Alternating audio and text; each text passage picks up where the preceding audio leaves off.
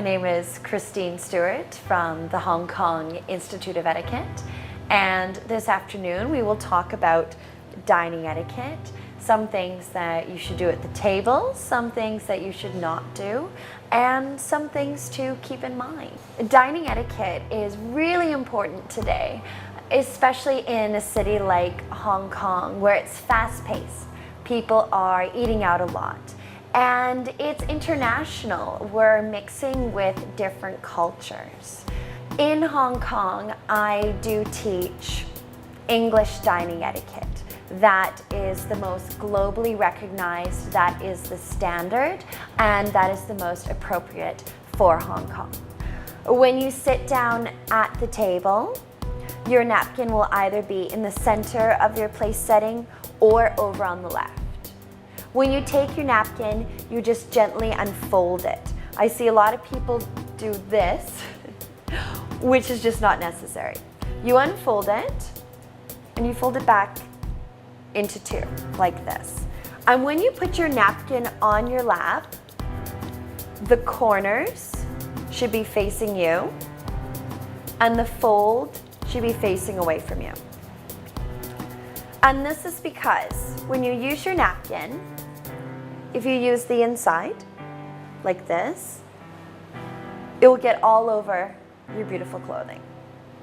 If you use this side, every time you use your napkin, people can see. You can see all the food that you've had on your mouth. So in fact, you use the inside of the outer fold, right there. General table manners, you use across the board. Three of the most important would be, firstly, your posture, sitting properly, not hunched over, no elbows on the table, sitting up straight, and for ladies, this also means keeping your knees and your ankles together.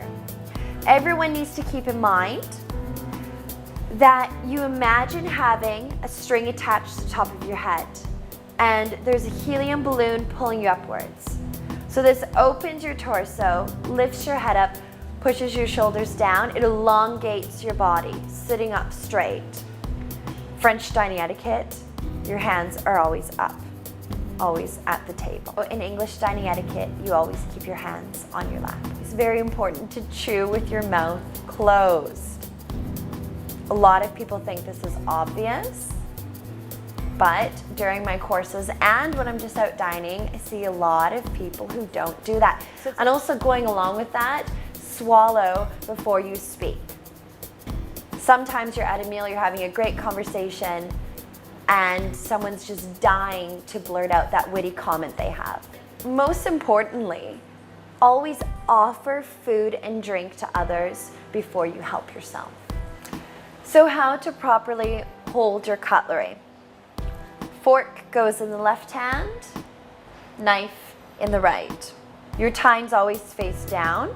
In English dining etiquette, they should not be like this. Face down, and you hold your cutlery together. You don't put your knife down and continue using your fork.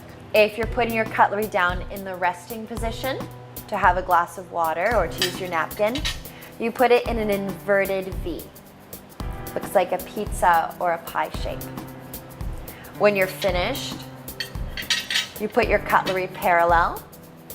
If your plate was a clock, it would be anywhere between 3:15 and 6:30. For the soup spoon, you always scoop away from yourself when taking soup. You remember that the ship sails out to sea and comes back again. When you're finished, your spoon never goes in your bowl. It always goes on the plate underneath. When you have a bread roll, you put it on your bread plate. And here you have your butter knife.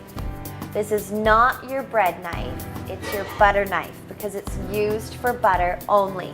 You don't use it to cut open the bread roll.